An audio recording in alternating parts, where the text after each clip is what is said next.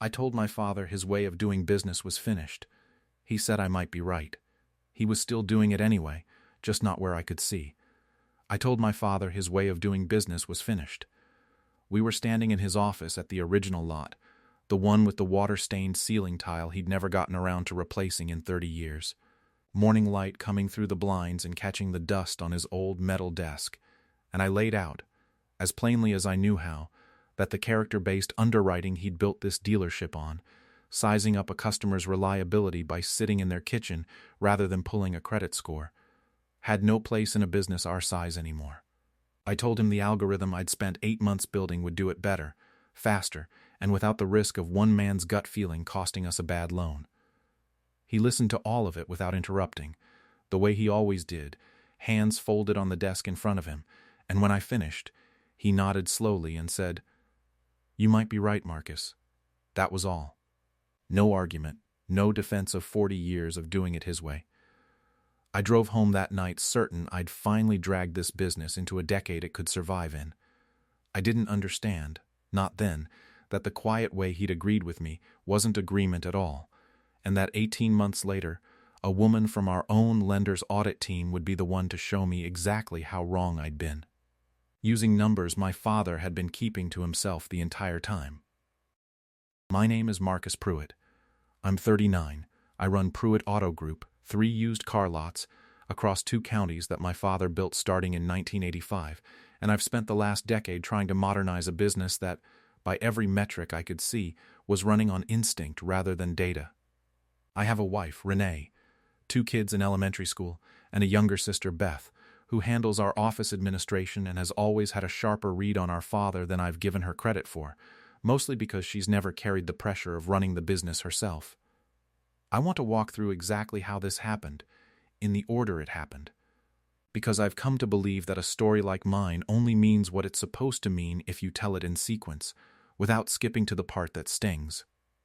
I should say, before I go further, that I've never doubted my father loved this business, or that he loved doing right by the people who walked onto his lot with nothing but a need and a story. What I doubted, for a long stretch of my adult life, was whether that love could scale, whether the thing that made him good at this in 1985 could still matter in an industry that had moved almost entirely toward automated risk assessment by the time I took over. I want to be honest about that doubt rather than pretend it wasn't real, because pretending it wasn't real would make the rest of this account dishonest in a way I'm not willing to be, even now, even knowing how the story ends. This isn't a confession dressed up as an apology, it's an account, and I intend to give it to you plainly, including the parts where I was certain I understood something I didn't understand at all. My father, Roland Pruitt, opened his first lot in 1985 with 6 cars and a hand-lettered sign, financing every sale himself because no bank in our county would touch the kind of customers who came to him, men and women with bad credit, no credit, or a bankruptcy a few years behind them. People the rest of the industry had written off as too risky to bother with. My father didn't use a credit score to decide who he'd finance. He drove to their house. He sat at their kitchen table, met their kids, looked at how they kept their yard, talked to them about their job and what had gone wrong the last time money got tight, and made a judgment about whether they'd pay him back that had nothing to do with a 3-digit number and everything to do with 40 years of reading people, a skill he'd started developing long before the dealership. Back when he worked collections for a furniture store in his 20s and learned, he always said, more about human nature knocking on doors than he ever learned in any classroom. He had one habit that everyone who worked for him eventually came to respect. He never approved a loan the same day he met a customer. He used to say the collections job taught him something no business school ever could, that people rarely lie about the big things, the job, the marriage, the reason they were behind. They lied, if they lied at all, about the small things, the exact date they'd get paid, whether they had savings tucked away somewhere they hadn't mentioned. He learned to listen for those small inconsistencies the way a mechanic learns to hear an engine that's about to fail before the dashboard light ever comes on, a skill nobody had taught him so much as he'd simply accumulated it, door by door, argument by argument, repossession by repossession, until he decided he'd rather build something that helped people keep their cars than a career built on taking them away. He always said he needed to sleep on a person before he trusted them with 4 figures of his own money, and more than once I watched him turn down a sale that looked good on paper because something about the way a man answered a question at his kitchen table didn't sit right. A hesitation before answering how long he'd been at his current job. An unwillingness to make eye contact when the conversation turned to past debts. His default rate, going back decades, sat consistently under 4%, a number competitors who ran on hard credit criteria alone could never touch. Though I'd come to understand, much later, that I'd spent years crediting that number to luck rather than method. There's one story about my father I think about often now. One he only told once, at a company Christmas party years before any of this began. Half to the room and half to himself. The kind of story that only comes out once enough eggnog and enough years have made it feel safe to tell. In 1993, a young single mother named Carol Reyes came to him needing a car to get to a new job. No credit history to speak of, having just left an abusive marriage with nothing but 2 kids and a duffel bag.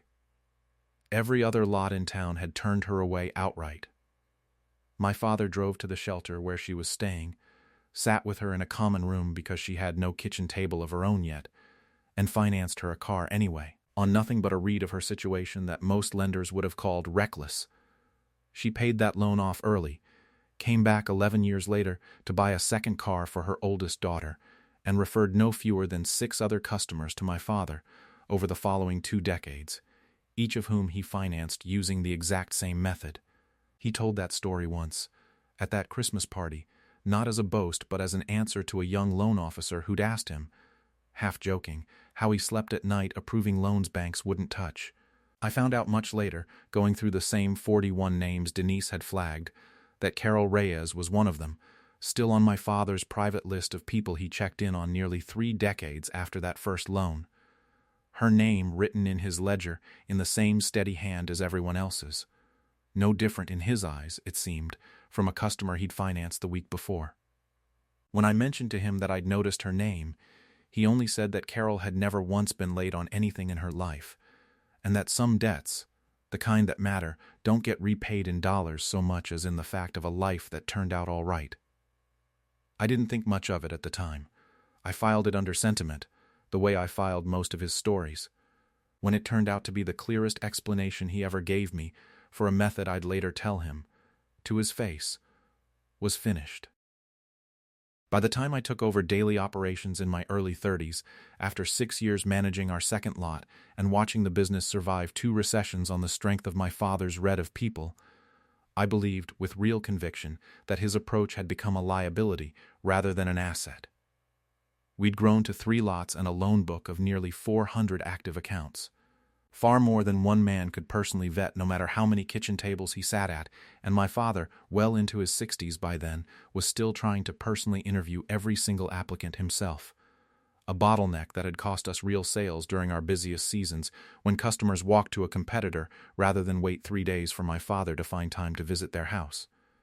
I spent 8 months building a credit scoring model with a data consultant, pulling in bureau data, employment verification, banking history, and payment patterns from our own historical loan book, confident that a system built on thousands of data points would outperform one man's instinct, however good that instinct had proven to be.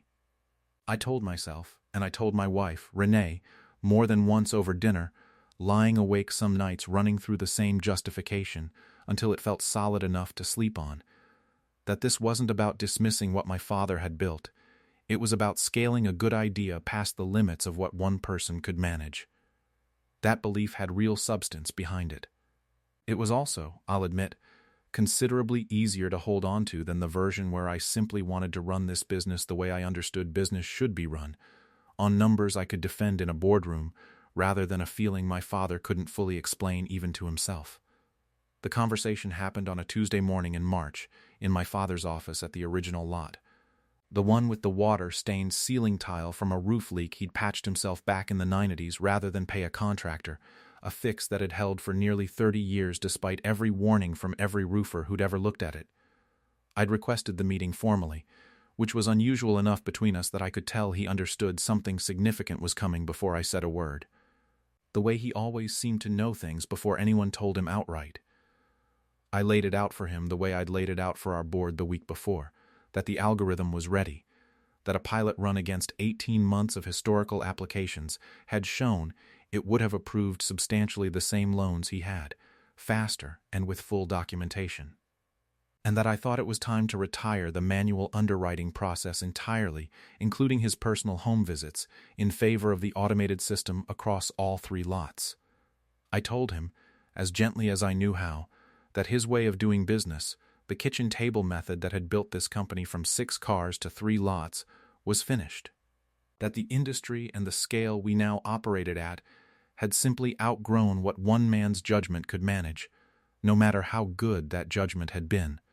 My father listened to the whole thing without interrupting, sitting behind the same metal desk he'd bought secondhand in 1986 for $40 from a liquidation sale, a fact he still liked to mention whenever anyone commented on how battered it looked, his hands folded in front of him the way they always were when he was considering something carefully rather than reacting to it. When I finished, he was quiet for a moment, long enough that I started rehearsing a second version of the argument in case I needed it, running through the pilot data again in my head, ready to cite specific approval rates if he pushed back. Then he nodded slowly and said, "You might be right, Marcus." He didn't defend the 40 years behind him. He didn't ask a single question about the model's accuracy or its blind spots, the kind of question I'd half expected and had prepared answers for. He simply stood, said he had a customer coming in at 10, and asked whether I wanted him to keep doing the home visits for the rest of the month while the new system finished testing, or whether I wanted to switch over immediately. I told him immediately was fine. He said, "All right," and that was the entirety of it. No negotiation, no counteroffer, nothing that would have given me a single reason to slow down even if I'd been looking for one. I've wondered since whether some part of him wanted me to slow down anyway, to ask one more question before I walked out of that office, and whether his silence in that moment was as much a test as it was acceptance, a test I failed simply by not thinking to ask what I would have needed to hear. My sister Beth was in the building that morning, helping our office manager with some filing, and she caught the tail end of the conversation through the open door. She found me in the parking lot afterward and asked, arms crossed against the March wind, whether I understood what I'd just done, whether I'd actually asked Dad what he thought, or just informed him the way you'd inform an employee of a policy change. I told her he'd had every chance to push back and hadn't, that a man who disagreed as strongly as she seemed to think he would have said so, that Dad had never once in my life been shy about telling me when he thought I was wrong. Beth looked at me for a long moment and said, "He's not going to fight you on something like this, Marcus. That's never been how he handles things he thinks you're wrong about." I've thought about that sentence a lot since the audit, turning it over the way you turn over something you should have understood the first time you heard it. Beth had grown up watching our father the same way I had, but somewhere along the way she'd learned to read his silences as content, rather than absence. While I'd spent years reading them as agreement simply because agreement was easier to build a business plan around than the alternative, that a quiet man might be holding an entire second opinion he had no intention of spending on an argument he already suspected he'd eventually win without one. I told her she was reading too much into a routine operational change. I believed that completely at the time, and I remember feeling faintly irritated that she'd complicated something I considered settled, and honestly, something I'd felt genuinely good about handling professionally rather than emotionally. The 18 months that followed were, by nearly every number I was tracking, the strongest stretch the business had ever posted. The automated underwriting system cut our loan processing time from an average of 3 days down to under 2 hours. Our sales volume climbed sharply as customers stopped walking to competitors while waiting on my father's schedule, and we closed a warehouse credit facility with a regional finance partner, Meridian Capital Partners, that let us scale our loan book well beyond what we could have financed out of pocket the way my father always had. I gave a presentation to Meridian's underwriting team about how Pruitt Auto Group had modernized its risk assessment, walking through the model's architecture with a confidence that felt entirely earned at the time, and I didn't mention my father's name once in that presentation. A detail I didn't register until much later, rereading my own slide deck after everything else had happened. I'd spent nearly 2 weeks preparing that presentation, building slide after slide of approval rates and processing times, practicing the delivery in front of Renee at the kitchen table the way I'd once watched my father practice nothing at all before a customer walked through his door. I remember feeling, standing in front of Meridian's team that day, a particular kind of pride at having built something entirely my own, a system with my name on the patent filing rather than my father's on a handshake, and it's that specific memory, more than almost any other from those 18 months, that I've had the hardest time sitting with since the audit. Because I understand now how much of what I was proud of that day depended on evidence I hadn't actually finished gathering. My father came into the original lot most days, still worked the sales floor with customers, still had a rapport with people that none of my younger sales staff could match, greeting regulars by name and asking after their kids the way he always had. But he no longer conducted home visits, no longer reviewed loan applications, and never once, in all that time, brought up the change we'd made in his office that March morning. I took his silence as confirmation that he'd made his peace with it, that whatever pride might have taken a hit had settled into acceptance the way most things eventually did with him. There were 3 things, small things, that I noted during that stretch and didn't think much of until they mattered. The first was that summer, when my father mentioned, almost in passing at Sunday dinner while reaching across the table, that he'd started doing a little private financing on the side for a handful of customers he'd known for years. People who'd been with him since the early days of the business, using some of his own retirement savings rather than the dealership's capital. I asked him how many customers that involved. "A few dozen," he said, and reached for the salt, not elaborating further, the same unhurried tone he used for nearly everything. I didn't press, assuming it was a small, sentimental gesture toward longtime customers, something closer to a hobby for a man easing out of daily operations than anything that mattered to the business itself. The second was that fall, when I noticed my father was still occasionally driving out to visit people in the evenings, something our office manager mentioned in passing when she said he'd asked her to print a handful of addresses from our old customer files, names I didn't recognize from our current active loan book, people who'd paid off their cars years earlier and, as far as I knew, had no remaining business with us at all. I asked him about it. He said he liked to check in on some of his old customers now and then, make sure they were doing all right, and that it kept him occupied in the evenings now that he wasn't doing home visits for the business anymore. I remember thinking it was a mildly touching, slightly inefficient use of a retired man's time. And I didn't think to ask any further questions about who exactly he was visiting, or why, glad, if anything, that he had something to fill his evenings with, now that the business no longer needed him the way it once had. One of those names, I'd learn much later, belonged to a man named Ellis Whitfield, a former mill worker who'd financed a truck through my father back in 2009 after losing his job in a round of layoffs, a loan my father had approved despite a credit report that showed almost nothing but red. Ellis had since remarried, started a small landscaping business of his own, and was, by the time of the audit, one of the 41 names in that private ledger, still being visited by my father, not because he owed anything, but because my father simply liked to check on people he'd once bet on, the way you'd check on a garden you'd planted years ago to see if it had taken root the way you'd hoped. The third was smaller still, my father mentioned. One evening that winter, while we were closing up the original lot together, the two of us doing the same walkthrough we'd done together 1,000 times since I was old enough to hold a set of keys, that he'd been keeping a little book on the side, a phrase he delivered the way he delivered most things he considered his own business, and not worth elaborating on. I asked if he needed anything from me on it. He said no, it was small, and that it wasn't anything that would mean much to anyone but him. Then he asked whether I thought the used inventory on the back row needed to be detailed again before the weekend rush, which was his way of ending a conversation he considered finished. None of these 3 things alarmed me. Each one, taken alone, was the kind of unremarkable detail that fills the space of an ordinary year for a man easing into a quieter role in a business he'd spent decades building. Some private financing for old friends, some evening visits, a personal ledger. It was only much later that I understood they weren't separate at all. and that each of them pointed toward the same thing: my father.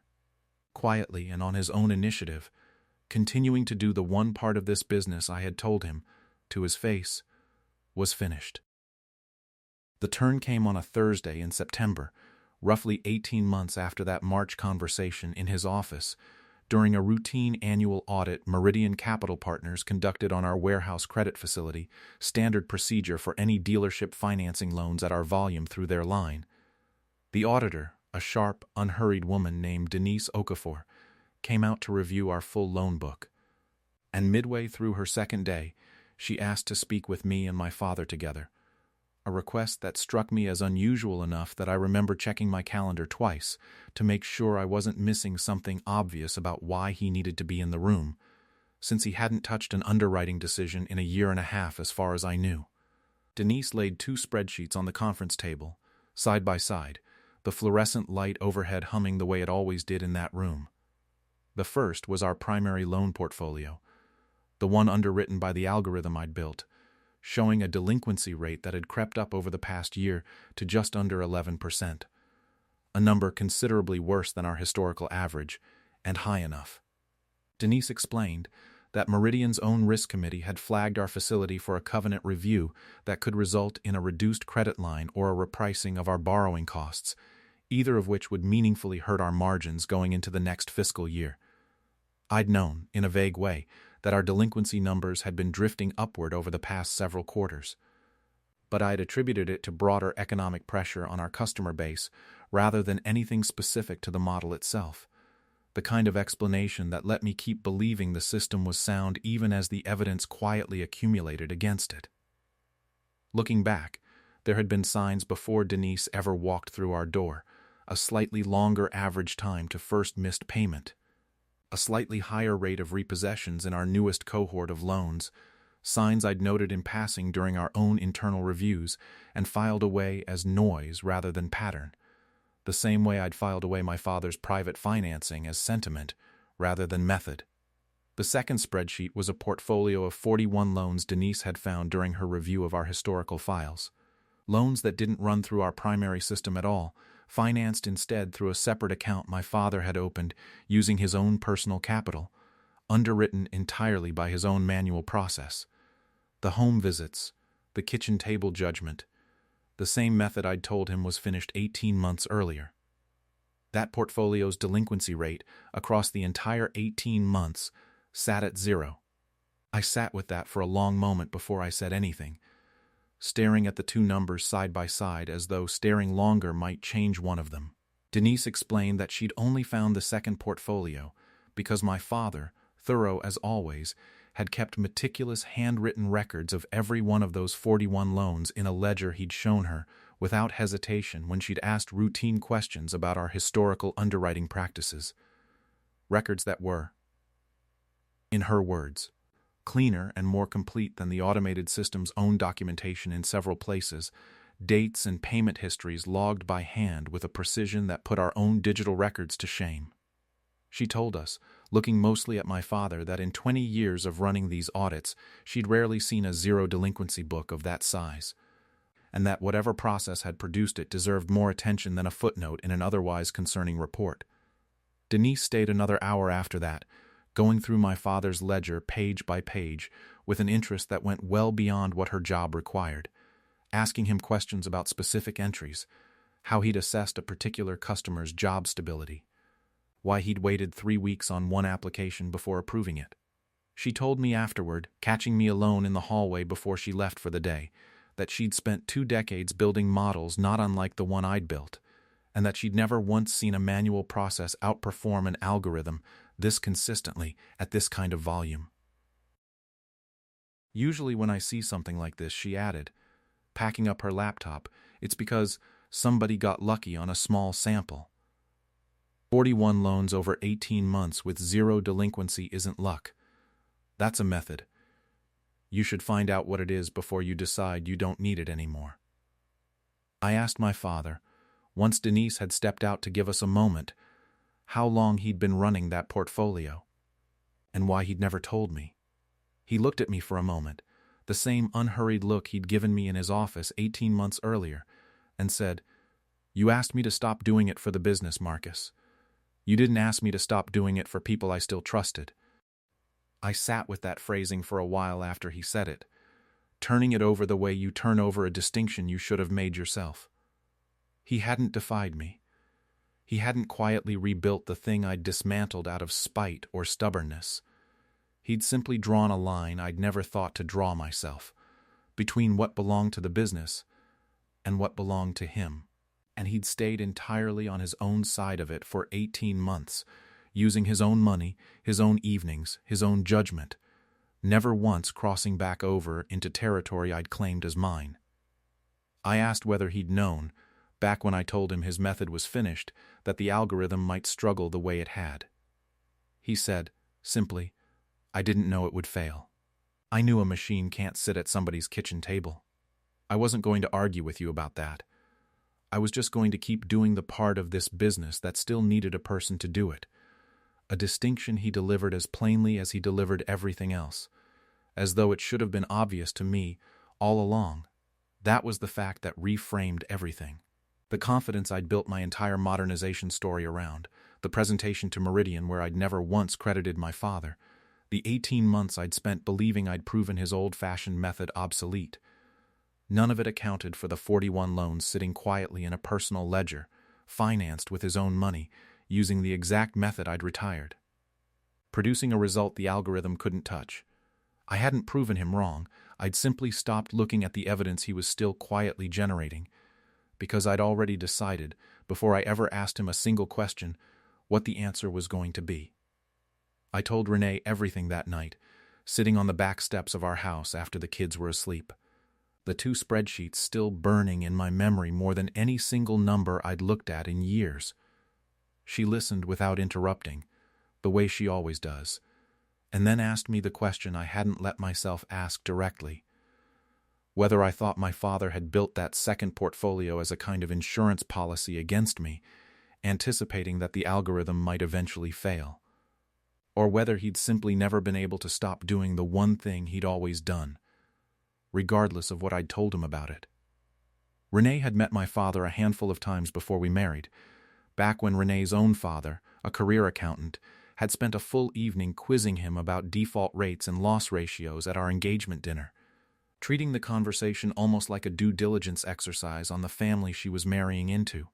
My father had answered every question patiently, in numbers Renee's father clearly hadn't expected a small-town used car dealer to have memorized, and Renee told me once, years later, that her own father had said afterward that Roland Pruitt understood risk better than half the loan officers he'd worked with in 30 years at his bank. I hadn't thought about that comment in years until the night I told her about the audit, and it struck me, sitting on those back steps, how long the evidence of what my father actually understood had been sitting in plain sight, waiting for me to take it seriously.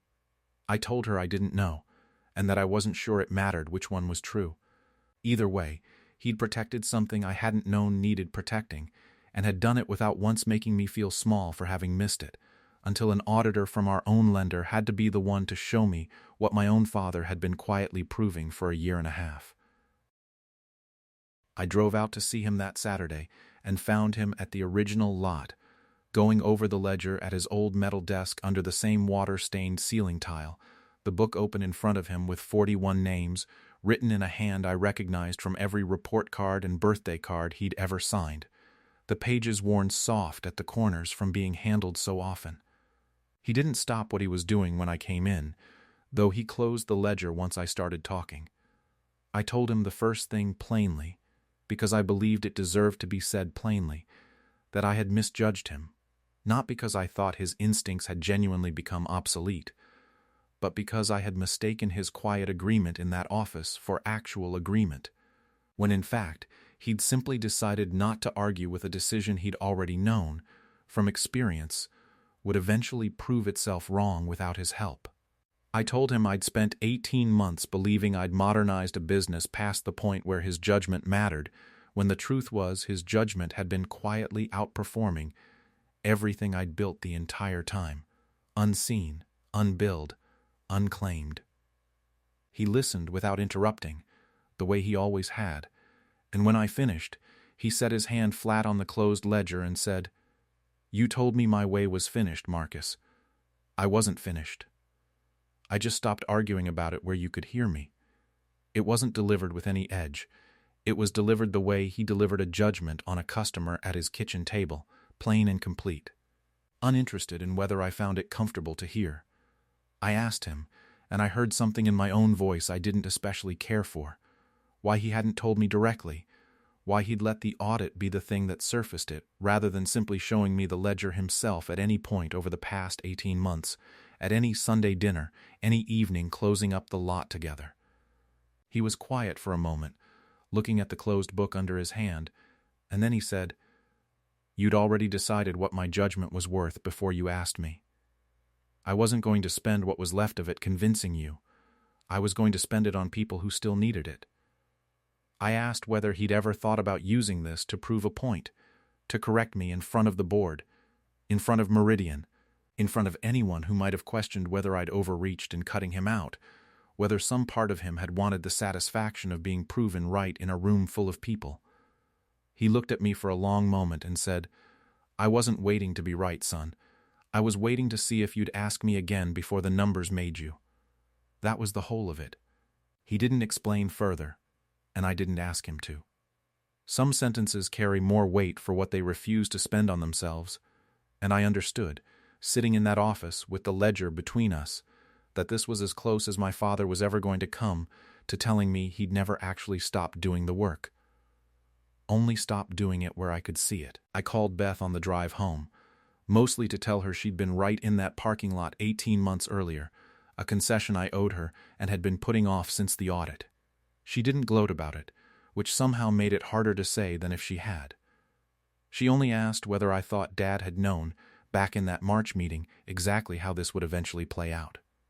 Or whether he'd simply been the kind of man who keeps doing what he believes in, regardless of whether anyone thinks to ask him to stop. I told her I didn't know, and that I wasn't sure it mattered which one was true. That either way, he'd protected something none of us had known needed protecting, and had done it without once making any of us feel small for having missed it. Until the day an audit finally forced the numbers into a room neither of us could argue with.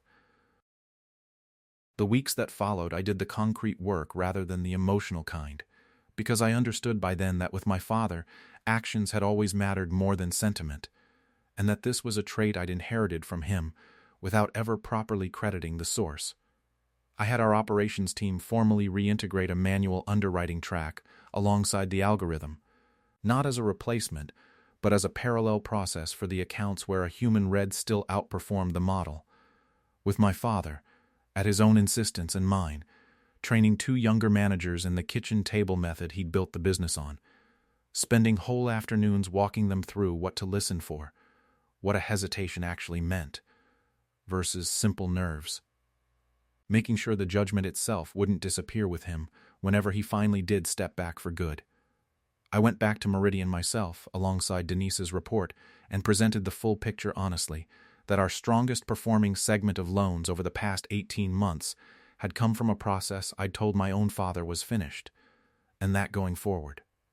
Our risk model would incorporate exactly the kind of judgment I'd dismissed as unscalable, a presentation considerably harder to give than the one I'd given 18 months earlier, but one that landed, I think, with more credibility precisely because of that difficulty.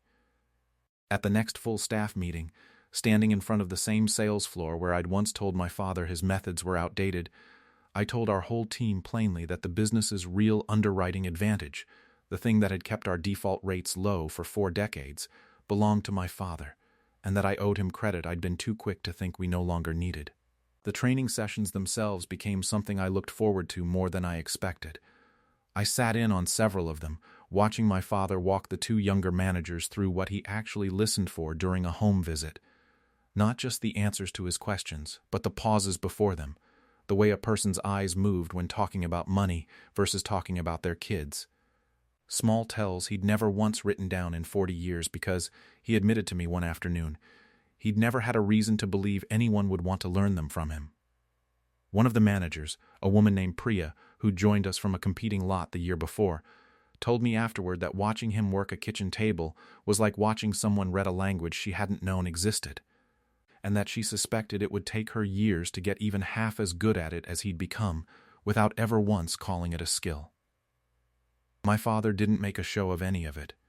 He nodded once, thanked the 2 managers he was training for paying attention, and went back to his ledger, adding a new name to it in the same unhurried hand as the 41 before it, entirely unbothered by having just been credited, in front of the entire staff, with saving the business from a credit facility repricing that could have cost us real money the following year. His acceptance of the correction was exactly as measured as everything else about him, and I understood by then that this measured quality was the only kind of approval he'd ever really given anyone, and that I'd spent most of my adult life failing to recognize it as one. I don't know how to close a story like this with anything grander than what actually happened, which is that I spent 18 months believing my father's quiet agreement was surrender, when it was simply a man who decided not to argue with a decision he already knew the numbers would eventually correct on their own. There's a particular kind of pride that assumes a quiet man has run out of moves the moment he stops resisting where you can see it, and I carried that pride long enough that it nearly cost this business the one advantage that had kept it alive through 2 recessions before I was ever trusted to run a single lot, a pride I suspect most sons carry at some point, and most only ever set down the hard way, the way I finally did. I think now about that collections job he had in his 20s, knocking on doors before any of us existed, learning to read a person's whole situation off a doorstep in 30 seconds, and I understand now that the algorithm I built wasn't actually competing with an old man's outdated habit. It was competing with 50 years of training I'd never once accounted for in any spreadsheet, training that couldn't be digitized because it had never been written down anywhere except in the judgments he made, one kitchen table at a time. My father never raised his voice through any part of it. He never needed to. He kept doing the work quietly, on his own time, with his own money, for exactly as long as it took the numbers to say what he'd never once tried to say himself. I keep a copy of that ledger's first page in my own desk drawer now, not the original, which stays with him, but a photocopy Denise made for our files during the audit. I look at it sometimes on hard days, 41 names in his handwriting. A reminder that the most valuable thing this business ever had wasn't a system I could patent or a process I could scale, but a man willing to keep doing quiet, careful work long after his own son had told him it no longer mattered, simply because he still believed it did. If this one sat with you the way it sat with me, join our community by hitting that like button and subscribing for more measured, honest stories.